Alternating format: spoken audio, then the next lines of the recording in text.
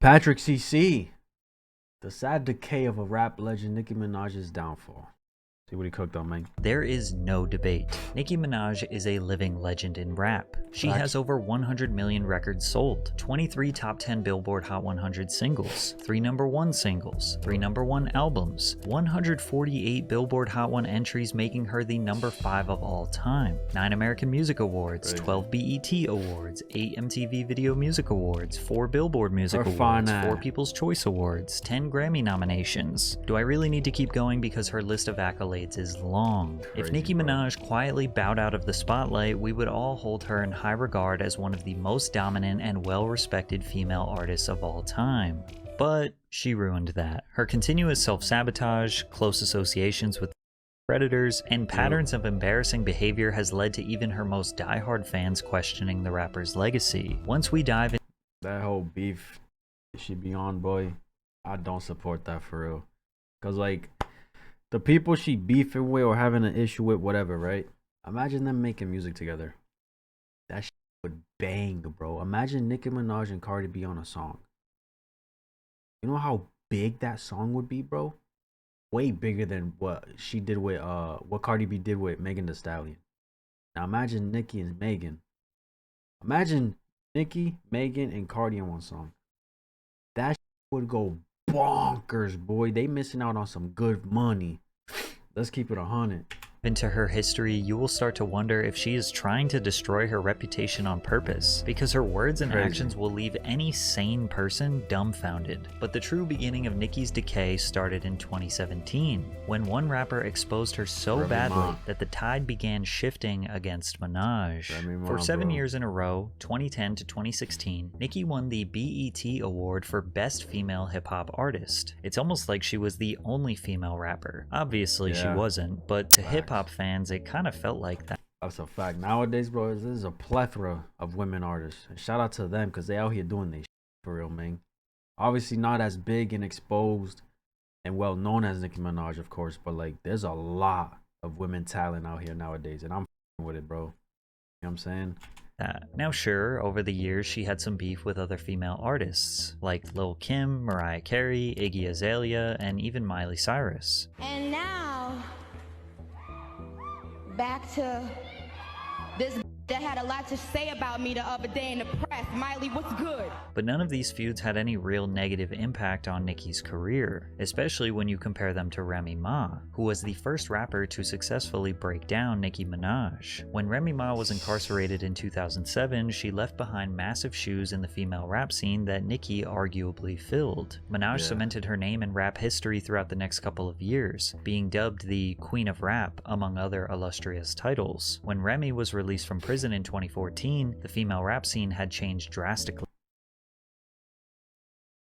Damn, she did 6 for that? 3K? What? Bro, okay.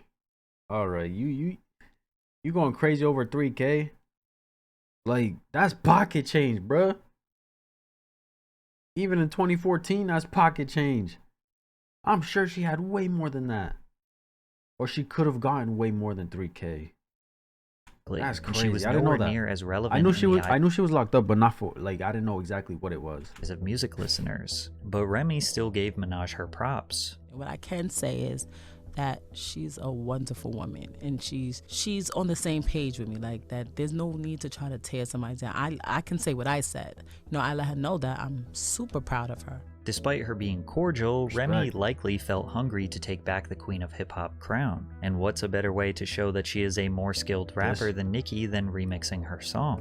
She released freestyles to Minaj's Only and Truffle Butter. On Truffle Butter, many suspected she took subliminal shots at Nicki. People keep saying, Rem, you need to drop a record. I'm like, in a minute, let me body his records. Yeah, for the millions, I will kill these pop hoes. Even though it seemed like a feud might be brewing, Remy continued voicing her support for Nicki and vice versa, with Nicki hinting at a potential collaboration in the future. This would have been tough.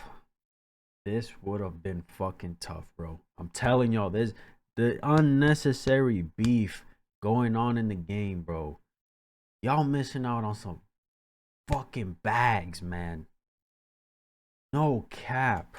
Remy continued releasing music seemingly filled with subliminal disses towards Nicki for 2 years, and eventually Nicki took the bait. On Jason Derulo's single Swalla, Nicki said, "I gave these b****s 2 years. Now your time's up. Bless her heart, she throwing shots, but every line sucks." 2 days later, Nicki was featured on Gucci Mane's Make Love, where she took even more shots aimed at Remy. "Oh, you the queen of this here? 1 platinum plaque, album flopped, where?" This was clearly aimed at Remy, who consistently called herself the queen of NYC. But Remy comes from a class of hip-hop MCs that don't take disses lightly, so she clapped back at Nicki with a full-fledged, cutthroat diss track. Oh, this bitch was... This shit? Oh my god, boy. I was in middle school listening to this shit. Because I fuck with Nicki Minaj's music. You know what I'm saying? I fuck with her music. So when this shit dropped...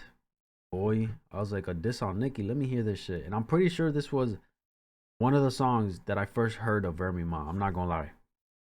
Like, I recently discovered her compared to Nicki Minaj. You know what I'm saying? And boy, she was talking that talk.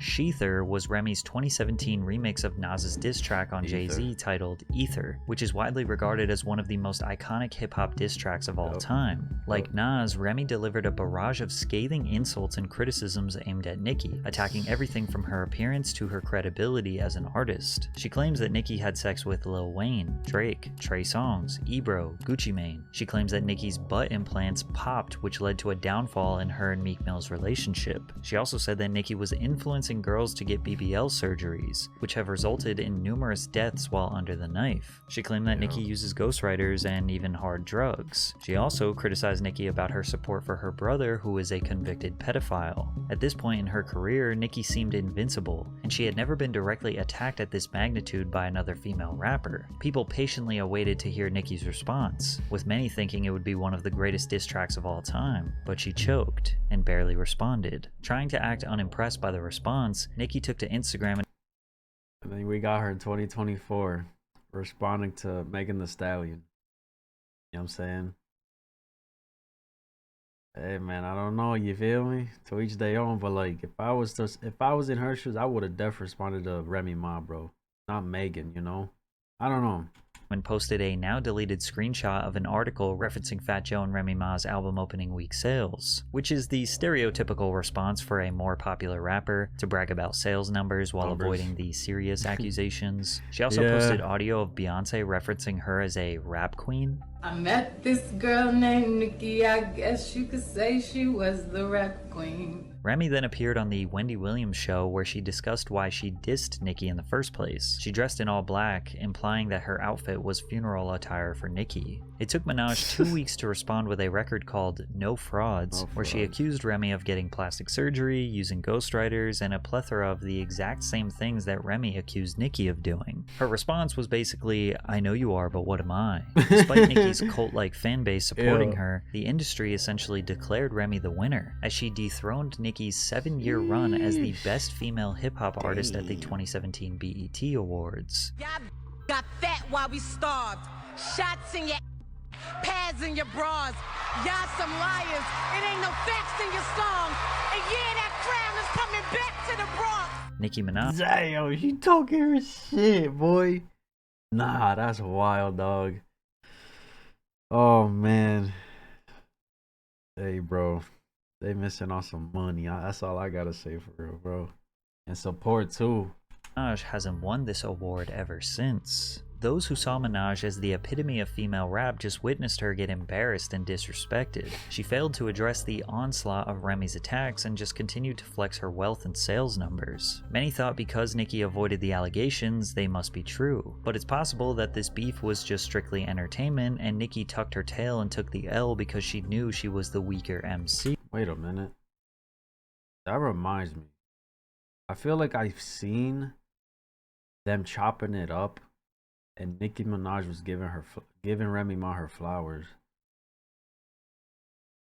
I'm pretty sure I seen something like that. Don't quote me on that though. Plus, any attention Nicki gave Remy only made her more relevant. But things got even worse for Nicki. There was a new poppin' female rapper from New York called Cardi B, and she had no intentions on bowing down to Minaj. From the moment she stepped into the spotlight, Cardi aligned herself with Lil Kim and Remy Ma, Nicki's biggest enemies. Remy even brought out Cardi at Summer Jam 2017, where Remy's whole performance was dedicated to dissing Nicki Minaj. Therefore, Nicki declared Cardi her enemy. But Cardi was different than Remy. She actually had a chance to dethrone Nicki's spotlight, and maybe even compete with her sales numbers. Cardi had the same appeal as Nicki. She could rap, she had the charisma and humor, she could do pop music, she had the sex appeal, and she was even supporting a similar bob hairstyle. During summer of 2017, Cardi dropped her song Bodak Yellow, which was the hottest record of the summer. All of the spotlight was on Cardi, so Nicki immediately took shots at the rapper. London on the Track released a song titled No Flag, where Nicki is heard rapping, "I heard these labels are trying to make another me. Everything you're getting, little hoe, is because of me." With how successful Nicki's career had been, it's not a stretch to think record labels viewed her as the blueprint to producing the next megastar in female rap. Plus, when you consider that UK rapper Lady Lesher stated that Atlantic Records offered her a $250,000. Oh my god, bro, Lady Lesher.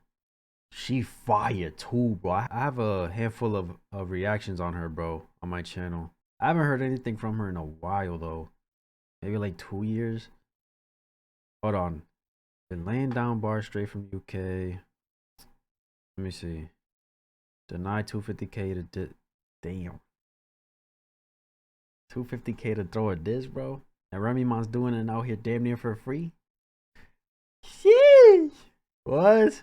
At the start of the year, showing up on Opportunity Give, where she was offered to make a diss track. The labels were telling her to do this? That's absurd. But she denied the show was about the entire ordeal and to sit down where she explained the temptation of the lump sum. Hey, bro. Because, like, think about it, right? It can go a lot of ways.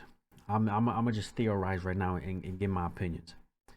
If she were to take the 250 and do the diss, it'll bring some eyes on her, but you know, Nicki's fan base, who the fuck is you? Who are you to diss Nicki Minaj? Who's Lady Lesher? A lot of backlash. Also, she denied it. I haven't heard anything in a couple years. What if her denying it resulted in her, you know, not pushing music enough, or you know, things not working in her favor and all of that? You know, I'm just theorizing. Okay, this was 2021, or this article was written in 2021. Yeah, I don't know, gang. Yeah, I don't know, bro. It can go either way. €1,000 deal if she made a diss track about Minaj. You start to wonder if Atlantic Records, the same label that signed Cardi B, may have encouraged her to imitate and potentially engage in beef with Nicki, because Cardi seemingly responded to Nicki on stage. You know this, she never fucking liked me, and all of a sudden she wanna be friends with me, no bitch. At the time, it wouldn't really make sense for Cardi B to be enemies with Nicki Minaj, but from a business and marketing perspective, I could see a label encouraging this beef to keep fans engaged and boost sales numbers. Bro. Keep fans engaged and boost sales numbers. More money in their fucking pockets, bro. This shit corny, man. In fact, Cardi's Barty. Because, like, think about it, right? It'll drive numbers and attention, yes, because, you know, everybody just, for some reason, loves to see negativity and beef. So, in that aspect, I understand. But don't y'all think that having them collab would have brought you the same bag? Whether that's more or less too, but it's just the fact that they're making bread. You know what I'm saying? Gang and Nicki's Barb's fan bases actively fought each other on social media. The Barbs even teamed up with the Swifties to excessively stream Taylor's Look What You Made Me Do in an attempt to keep Taylor at #1 on the Billboard Hot 100. But they ultimately failed, as Bodak Yellow landed at the #1 spot, breaking a record that Nicki could never do by herself. Cardi B became the first female rapper with a #1 solo single since Lauryn Hill's Doo-Wop in 1998. Bodak Yellow stayed at #1 on the Hot 100 for for 3 consecutive weeks. At this point, Nicki had never achieved a #1 song. Plus, she was 35 and her prime was seemingly behind her. Cardi's commercial impact could not be denied, and perhaps Nicki wanted to establish a truce. She congratulated Cardi on the massive achievement on Twitter, but that truce only lasted a few weeks, because Nicki's jealousy would eat away at her. In October of 2017, the Migos released a single titled Motorsport, in which they requested— Oh yeah. Yes, bro, I remember this fucking song. I remember listening and watching. I'm like, damn, bro, they finally made a collab together. For me, this was like, alright, differences aside. But apparently, they was throwing shots at each other in this damn song. What's going on? How you got the opportunity to come together and make a bag? Alright, because listen, I'm constantly saying money because that's the motive of all of this shit. Is to make money. Especially for the record labels, you know what I'm saying? So they making all that moolah, but they dissing each other on the song, bro. Like, what's going on? What's going on, bro? A feature from Nicki. In Nicki's verse, she said, "If Cardi is the QB, then I'm Nick Lombardi." To explain the reference, an NFL quarterback, like Patrick Mahomes, is typically the star of the team. But Vince Lombardi is one of the greatest NFL coaches of all time. He was an executive of the NFL, and the trophy that is given to the Super Bowl winner is called the Lombardi Trophy. Nicki's essentially saying here, if Cardi's the star of a team, then I'm a legend.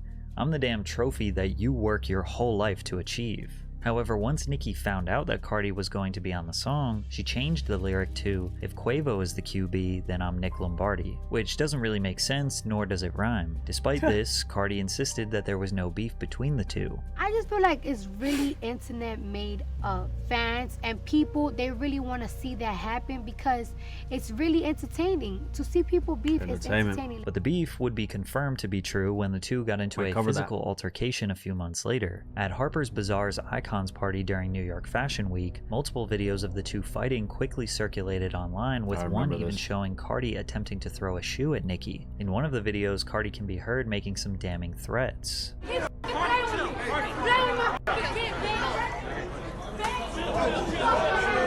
Cardi was later seen exiting the venue with a massive bump on her forehead. Nicki said she was embarrassed about the whole situation. The other night, I was a part of something so mortifying and so humiliating. Then Cardi responded with, "How you say that I was the wild animal, that I attacked you, that you was mortified, that you was humiliated, playing the victim, but now you're the gangster? You need to pick a side. Do you want to be the victim or do you want to be the gangster? You lie so much you can't even keep up with lies." Cardi posted her reasoning behind the attack the following day. She accused Nicki of trying to blackball her, intimidate her, and worst of all, speaking ill of her child. Everyone took Cardi's side, since they understood that defending— Listen, bro.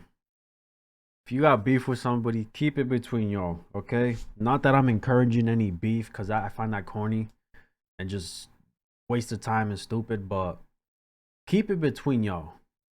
The second you mention a family member or a child, their kids, you're asking for an ass whooping at that point. You're asking for the shoe she threw to connect your dome piece. You know what I'm saying? That's a line you don't fucking cross, bro. That's just me, alright? Their children is important. However, Nicki vehemently denied that she ever spoke bad about Cardi's daughter. She also called out Cardi's hypocrisy by revealing old Instagram screenshots where Cardi repeatedly attacked a mother whose son died. Bro, she also referred to the deceased child as a monkey. Cardi also accused Nicki of trying to interrupt or ruin her financial opportunities, money that would help her feed her family. So Nicki again called out Cardi's hypocrisy. Now we gonna get into some things because I'm tired of people lying on me. Now you want to talk about stopping bags, but it's 2 innocent girls in a strip club right now that ain't did nothing but go to the strip club and get money. Now they can't get no money, so who's stopping bags? Cause you got grown ass fucking men showing up to where the they at and where they work at. They can't feed their kids, they can't feed their fucking family. You mad at a woman for what a man is doing. And that's the problem with so many black women and women, period. Oh, because she not black. Because she refers to you black women. Oh, we got the receipts for that too. FYI, she refers to black women as monkeys and roaches. Roaches! Cardi never responded to this directly. She was done with the back and forth and made a declaration that Nicki did not want to accept. We could settle it however you want to settle it. We could talk about it or we could fight it out. I'm with whatever. Regardless of who you think was right in this situation, it was evident that female rappers had no intentions on Fuck that bullshit. Simple, bro. Y'all escalated that shit. Whether Cardi B's telling the truth or Nicki's telling the truth, whether everything brought up in the case and spoke on is true or not, it's so for what, man? For what? What's the hostility? What's the fucking drama? What's the jealousy? You feel me? Coming from whoever it's coming from. What's the point? Bowing down You and feel me? declaring Nicki as the queen of rap. Her dominance over the culture was fading. Cardi was just the first of many emerging female artists that we see dominating hip-hop today, and it seemed like Nicki was slowly losing her mind, seemingly grasping at straws to keep the public on her side. But the more she got on social media to rant, the worse it got for her. On August 10th, 2018, Nicki released her fourth studio album, Queen. Led by singles like Chun-Li and Barbie Dreams, the album received positive reviews from critics. Queen debuted at number 2 on the Billboard Hot 200 after selling 185,000 units first week. Now, this was Nicki's worst album performance, but number 2 is still considered a wildly successful debut. Bro, I feel like album sales nowadays are lower than before. Simple, bro. No cap, cause like we have streaming platforms. We can stream. We pay monthly to listen to the music on streaming platforms. We don't gotta buy it or nothing. So I feel like since Apple Music and Spotify and all these other spots, YouTube Music, right? Ever since they came out with their stuff, album sales just been going down. You know what I'm saying? At least that's how I think it works. Because a sale is different from a stream. A sale, you get a bigger chunk of profit than you do streams. Because I guess like you stream a song, they get like cents, pennies. You know what I'm saying? So yeah, just in general, album sales have tanked. If we're talking album sales, all right, streaming is a different thing. That's a different ball game. But sales, that shit been tanked, bro. I remember Lil Wayne. What did he do? He did 500K in sales for Carter 3, I think. Right, Carter 3, and his Lollipop single did $1 million. It went platinum like the first week, right? Don't quote me on that, but something like that, right? That was back in 2007, 8, 9. It's 2024, bro. Them sales should not even be a considering factor anymore, to be honest. Like, let's focus on our streams, I guess, you know? I don't know. That's just me. Don't quote me on any of that. I'm not a professional, all right? I'm learning as I go, and to my knowledge, I think that's how it is, but don't quote me on that.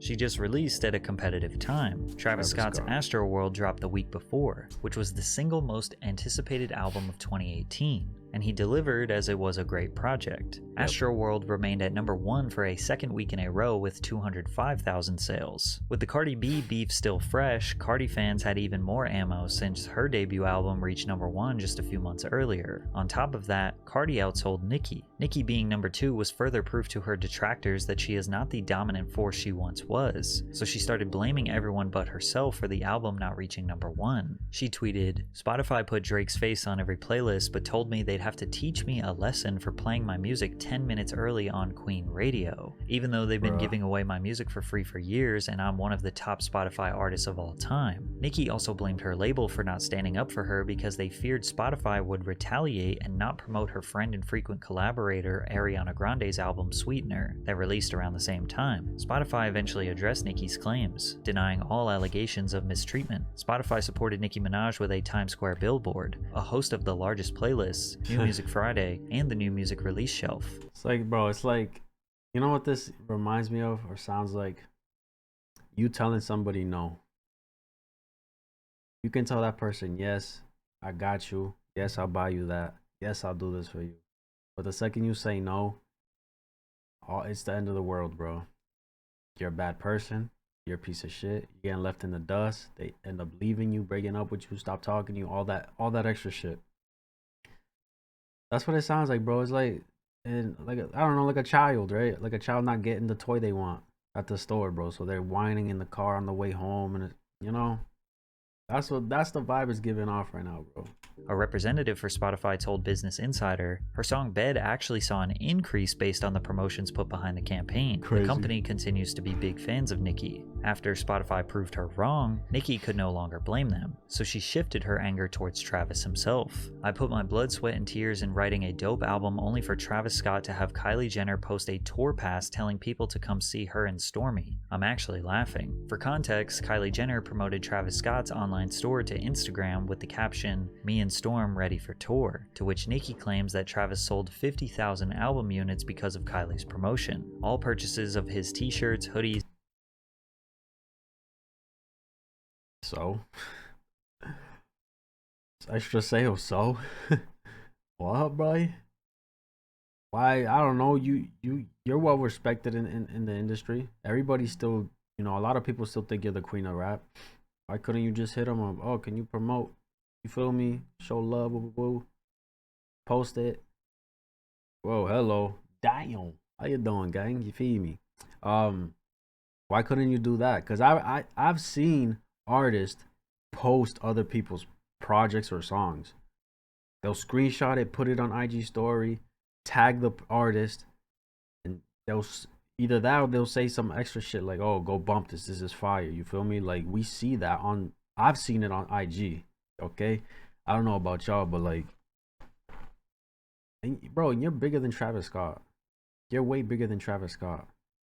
So it's like, you could have, those 50 sales, the 50K he made extra sales, you could have triple, quadruple that. No? These hats and keychains automatically came with a digital download of Astroworld, which counted as one album sale, even though the buyer is not required to actually download or listen to the album. This has been a common strategy for artists to exploit the Billboard charts. Wait, say that again? Say that again? Hold on. All purchases of his t-shirts, hoodies, hats, and keychains automatically came with a digital download of Astroworld. That is fucking smart. That's smart as fuck. Yo, that's crazy. Which counted as one album sale, even though the buyer is not required to actually download or listen to the album. This has been a common strategy for artists to exploit the Billboard charts for over a decade. That's insane. I didn't know that. You drop a merch for your album, right? Not for your album, but just in general, right? Let's just say he drops Astroworld merch. Every purchase comes with the album. That counts as a sale. Really, not really, but you get it. That's crazy, bro. But what we not gonna do is have this auto-tune man coming up here selling fucking sweaters and telling y'all he sold 500,000 fucking albums, because he didn't. And it's a lot of rappers behind the scene that want to talk about it and they're scared. You're a fucking man. You got your fucking homeboy talking for you, and you got your girlfriend posting tour passes saying you sold albums. Stop it. Firstly, Nicki calling Travis Auto-Tune Man is a non-insult considering her love for the effect. Secondly, her being angry about bundle sales is ironic because she tried to do this exact same strategy. According to an article published by Rolling Stone, on her online store, Nicki had an array of merch and album bundles available. She also provided a concert package to her upcoming joint tour with rapper Future. Didn't 6ix9ine do that shit too, bro?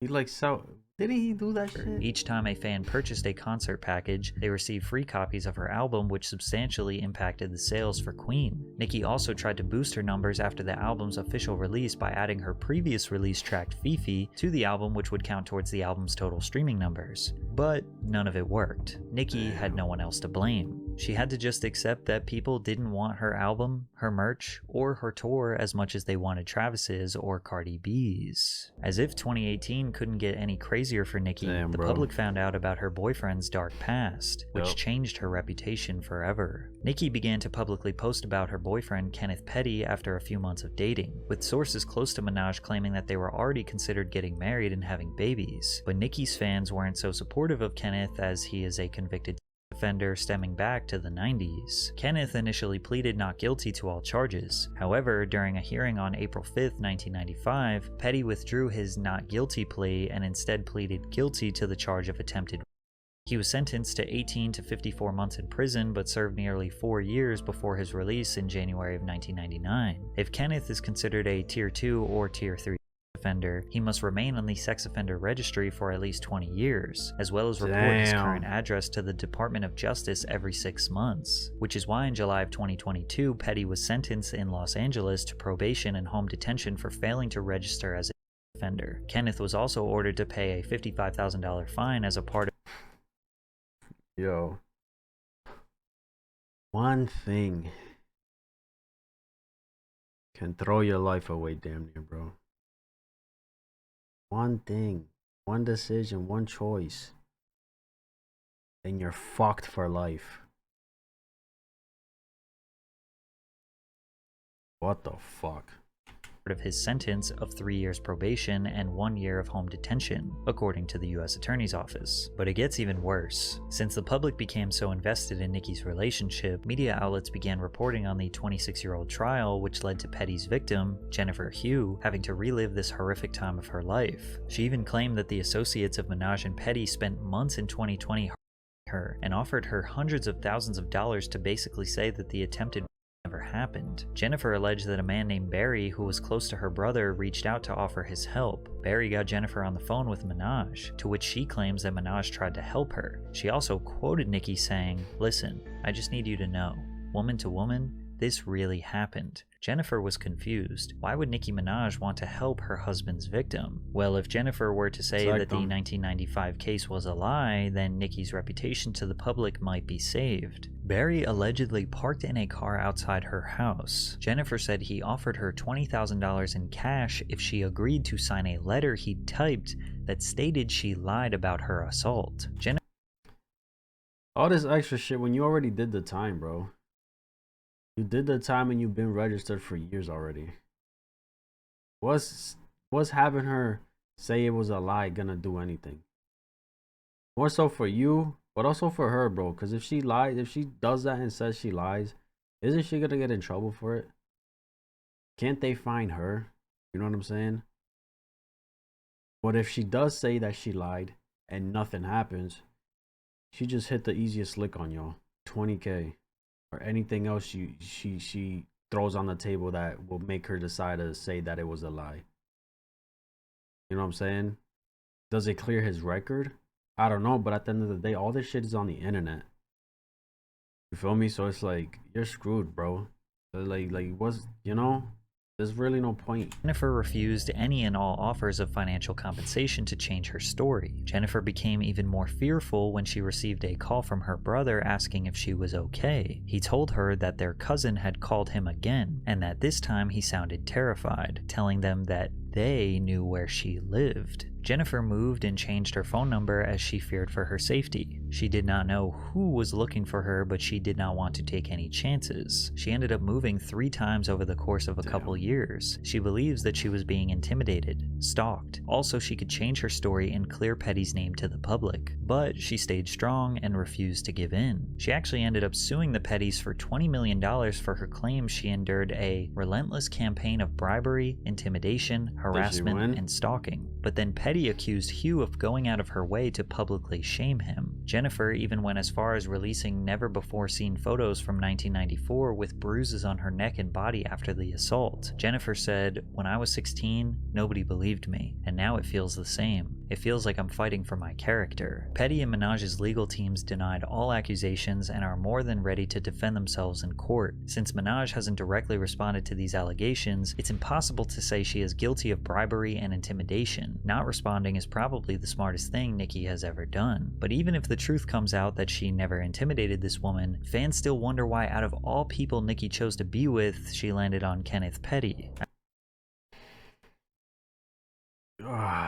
Is that case still going on? Or was it closed? And if it was closed, did she win?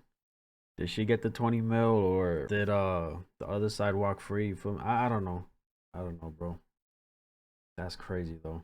After all, this wasn't his only crime. Petty was also responsible for the shooting death of Lamont Robinson in 2002. The original charge was murder in the second degree, but following a plea bargain, he pled guilty to manslaughter, to which he was sentenced to 10 years in federal prison for. TV host Jesse Palmer aired a segment on Daily Mail TV regarding Nicki's relationship where he said that Nicki's fans were, quote, "worried because this isn't the first time Nicki Minaj has defended a offender. He then clarified that Nicki had allegedly been supporting her brother while he was behind bars. Nicki proceeded to have an outburst on Instagram, saying, "You just lied on me on national television and now you're being sued. You better be able to back up what you just said about me with facts." She followed up with another tweet saying that the reporter was going to jail for repeating extremely public information. Nicki would have 100% lost this lawsuit since it was public knowledge that Nicki was supporting her brother during his trial. Because if you don't know, Nicki's husband isn't the only one guilty of crimes. Her brother Jelani Mirage was sentenced to 25 years to life in prison for predatory assault against a child.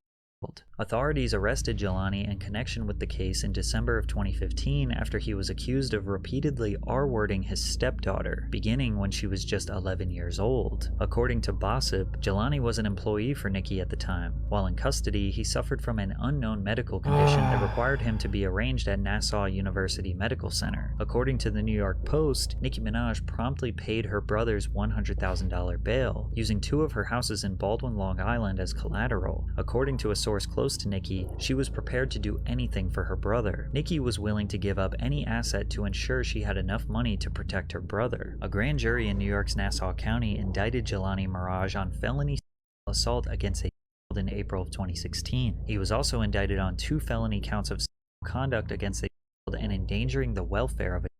He pled not guilty to the charges, asserting his innocence and denying the charges brought against him. Since he pled not guilty, Jelani sought to have the prosecution prove the case against him beyond a reasonable doubt during the trial in October of 2017. Although Nicki never commented publicly on the charges against Jelani, his attorney, David Schwartz, told media outlets that Nicki may attend part of her brother's trial and supports him 100%. In November of 2017, Nassau County Court found Jelani Mirage guilty of predatory assault. And you might as well just add rapper Tekashi 6ix9ine to the Nicki Minaj sex crime triangle as her first #1. Bro, what a fucking mess. What a fucking mess, bro. So stupid. One song came from their collaboration, Trolls. In October of 2015, Daniel Hernandez pled guilty to a felony count of use of a child in a performance. He was charged with 3 counts of the offense after a February 2015 incident in which he had physical contact with a 13-year-old girl, and later distributed videos of the incident online as a part of a music video. In the video, the child engages in oral sexual intercourse with the separately charged defendant, Taquan Anderson, while the defendant, Daniel Hernandez, stands behind the child making a thrusting motion with his and smacking her on the box. The child is in the video. In an interview with DJ Academics, 6ix9ine denied knowing the girl was a minor. But Tekashi's legal situation was very much public knowledge before Nicki and 6ix9ine's first collaboration. Most artists in the industry avoided working with Tekashi due to this charge, but Nicki didn't seem to mind. Some people, particularly Nicki Minaj fans, look at her involvement with predators as strictly coincidental. Her brother could have lived a double life. She probably genuinely thought he was a good, innocent man and was just as shocked as we were when the charges were made. They probably think she financially supported him because she is a good sister. Her husband's case was in 1995 before she ever knew him, and he was 16 years old. Maybe Nicki believes he is a changed man, and their love is so strong she is willing to forgive him. Or maybe she genuinely believes he was falsely accused and vilified his whole life, and 6ix9ine could be chalked up as purely business. 6ix9ine is a rapper, and let's be honest, most rappers aren't exactly the most morally righteous people. But she still has this massive gray cloud of questionable associations that makes it really hard for fans to defend her, especially when she keeps engaging in wars with other female rappers. In addition to Remy and Cardi, Latto and Megan Thee Stallion broke Nicki down, but we can't even blame them. You will notice that Minaj did this to herself. Nicki and Atlanta-based rapper Latto got into some beef after Minaj exposed screenshots of their private conversation. It all started when Minaj was mad at the Grammys for nominating her song Super Freaky Girl in the pop category, while Latto's hit song Big Energy was nominated in the rap category. Super Freaky Girl, where I only rapped on the song, was removed out of rap categories at the Grammys, right? And put in pop. Now, Nicki does have a solid point here. The Grammys' categorizations for these songs does seem wrong, and people have suspected that the Grammys have been corrupt for a long time. Lotto responded with a subtweet saying, "Damn, I can't win for losing. All these awards, nominations, I can't even celebrate." According to Lotto, she attempted to reach out to Nicki and privately address the situation, but Nicki went to Twitter instead. This Karen has probably mentioned my name in over 100 interviews. Yo. What Drake say? Twitter fingers? Bro, what the fuck is good with people going on the internet and bringing in beef and like, you know what I'm saying? What the fuck is good with that shit, boy?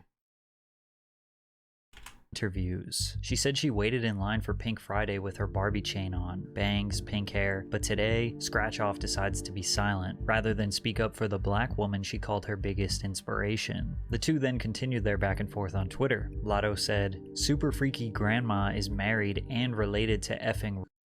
You ain't gonna bully me, bitch. My idol turned rival, now you hating." As you can see, anytime Nicki gets into a beef, the main attack is her association with her brother and husband. Nicki responded by pointing out Lotto's hypocrisy. Didn't care about she was begging for features, didn't care about Kodak's past, didn't care about the accusations made about Dr. Luke who produced Big Energy. Newsflash, Scratch Off, I've never anyone. I've inspired millions. You're one of them, bozo. To be clear, Lotto never accused Nicki of R-wording anyone. She said married and related. The public took Lotto's side and looked at Nicki as a bitter old bully mad at the young rising star who won the BET award for best.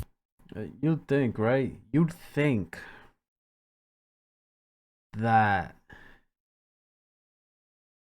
you're an OG in the game. Let's be honest. You're a legend. You're an OG. You solidified yourself. You put your work in. You see all these new cats pulling up. You should be supporting them and guiding them. You know what I'm saying? Like, and not to say that you need to do it to stay relevant, but you could stay relevant while doing those things. You know? Hey, man. Female hip-hop artist over Nicki. But Nicki's beef with Lotto is minor compared to how she embarrassed herself trying to attack Megan Thee Stallion. Megan was the one female rapper that Nicki didn't immediately make enemies with. After connecting on Instagram Live, the two collaborated on Megan's single, Hot Girl Summer, in 2019, which became a huge hit. They even shot a music video together and seemed to be on friendly terms for the short years that followed. But in 2021, Minaj unfollowed Megan on Instagram, sparking rumors that their friendship was heading south. Bro, that social media shit's fucking corny too. Just because somebody unfollows somebody doesn't mean anything. Like, why do people make it so damn deep? I can go right now and unfollow everybody on my IG right now. That doesn't mean I don't fuck with them.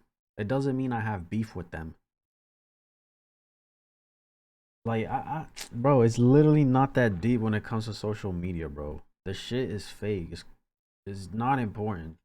On an episode of her Queen radio show the following year, Minaj recalled an encounter between them that shifted the status of their friendship. Nicki said, "Imagine telling someone you didn't want to drink because you were, at the time, possibly pregnant, because you were actively trying to have a baby." In typical Nicki fashion, she doesn't mention anyone's name, but fans suspected it was about Megan. A fan tweeted at Megan, "Nicki Minaj is accusing you of encouraging endangerment with alcohol. This isn't something to stay quiet on." And Megan said, "Lie." Months later, Minaj took subtle digs at Meg on the track Red Ruby to Sleaze, rapping, "700 on them horses when we fixing to leave, but I don't fuck with horses since Christopher Reeves." If you don't know, Stallion is a horse. Megan ignored her shots for years until her 2024 song, Hiss, which is an all-encompassing diss track where she takes shots at multiple people in the industry, including Minaj by way of her husband's status as a registered sex offender. Megan raps, "These hoes don't be mad at Megan, these hoes mad at Megan's Law." Megan's Law is the name for a federal law in the United States requiring law enforcement authorities to make information available to the public regarding registered offenders. This one lyric sent Nicki into one of the worst meltdowns we've seen on social media by a celebrity. I don't care. Bitch. I dare you. I fucking dare you, bitch, to say one more thing about my fucking family, ho. Bullet fragment foot, bitch. Bullet fragment, she a bullet fragment, bitch. Now listen here, ho. Get up on your good foot. Bitch, I said get up on your good foot, not your bad foot. Fuck was that, a diss or piss? Said it was hiss, I said piss. My fans called it piss. Nicki is maniacally mocking the incident where Megan was shot in the foot by Tory Lanez. She then goes on to refer to her husband's rape as 30-year-old T. Y'all mad because y'all don't have somebody that loves you and stand 10 toes down behind you. So you bringing up 30-year-old T from when this man was a 15-year-old child.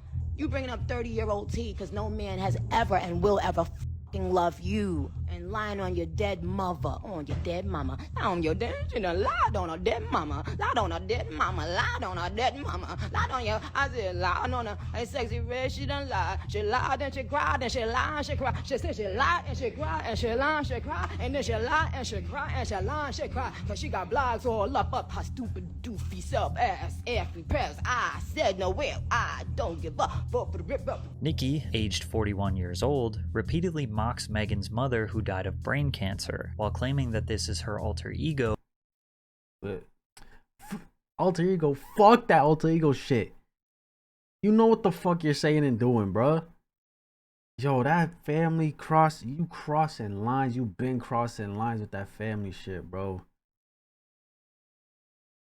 Like, what, bro? Are you fucking serious?